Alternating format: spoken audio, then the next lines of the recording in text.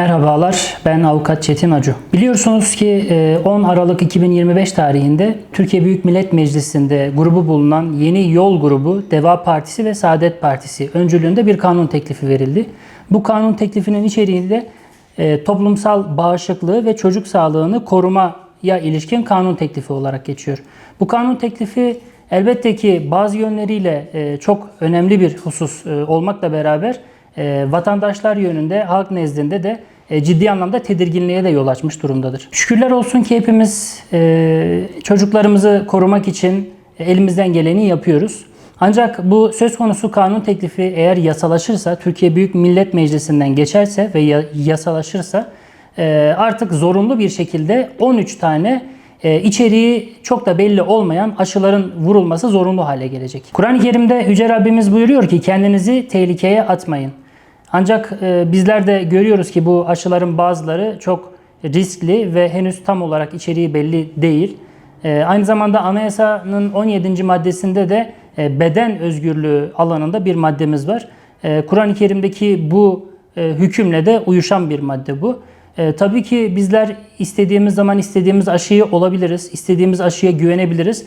Ancak devlet eliyle ve zorla bu vatandaşlara dayatıldığı zaman toplum nezdinde ciddi anlamda tedirginlikler ortaya çıkıyor. Şu anda da biz bu durumu görmekteyiz. Bu teklif aslında ebeveynlerin, velilerin rızasını bypass ederek 13 tane aşıyı zorunlu bir şekilde çocuklarımıza vurmayı öngörüyor.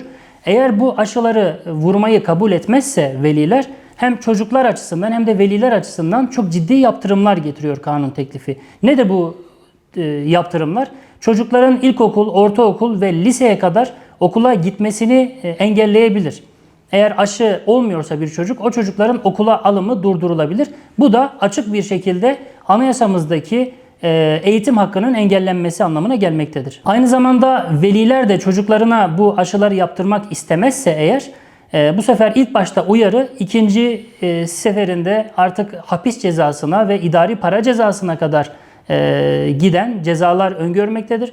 Bu da vatandaşlarımız arasında ciddi korkuya sebebiyet vermekte şu an tabii. Aslında bizim asıl korkumuz Dünya Sağlık Örgütü'nün bu aşıları vatandaşlara ve insanlara, bütün dünyadaki insanlara zorunlu hale kılmaya çalışması. Malumunuz, biliyorsunuz son dönemde özellikle Epstein denen bir rezalet ortaya çıktı. Ve bu Epstein'in rezaletinin ortaklarından biri de Bill Gates.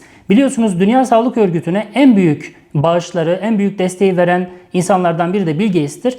Ve bu vahşete, bu pisliğe ortak olan bir şahsın Dünya Sağlık Örgütü'ne bu kadar destek vermesi, bu kadar hem maddi hem manevi anlamda yanında durması ve bu aşıların da çocuklara ısrarla vurdurulmak istenmesi vatandaşlar arasında çok ciddi anlamda tedirginliğe yol açıyor ve insanlar normal olarak güvenmiyor. Burada devletimizin yapması gereken şeyin ben şu olduğunu düşünüyorum. Bu kanun teklifinden ziyade, bu zorlamadan, bu hapis cezasından, idari para cezasından, çocukların eğitim hakkının kısıtlanmasından ziyade aşıların içeriğiyle ilgili şeffaf bir şekilde vatandaşlara açıklama yaparsa eğer ve bir zorlama değil de bir gönüllülük esasına göre bir aşı takvimi oluşturulursa benim kanaatimce vatandaşlar arasında da hem aşılara duyulan güven artacaktır hem de bu tarz uygulamalara oluşan teveccüh artacaktır. Ancak zorla güzellik olmaz. Sizler de biliyorsunuz ki zorla güzellik olmaz ve bunun sonucunda güzellik olup olmayacağını da maalesef bilmemekteyiz. Tabii ki biliyorsunuz bizler bir pandemi sürecinden geçtik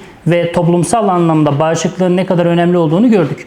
Evet, bunların bizler de farkındayız. Ancak ben tekrardan söylüyorum, şeffaf bir yönetim, şeffaf bir bilgilendirme süreci kesinlikle şart. Hukuki olarak da eğer bu kanun teklifi meclisten geçerse muhtemelen Anayasa Mahkemesi'ne gidecek ve oradan bir iptal kararı gelebilir. Çünkü anayasanın 17. maddesine aykırı bir şekilde bu aşılar vurdurulmak isteniyor. Son olarak da şunu söyleyebilirim.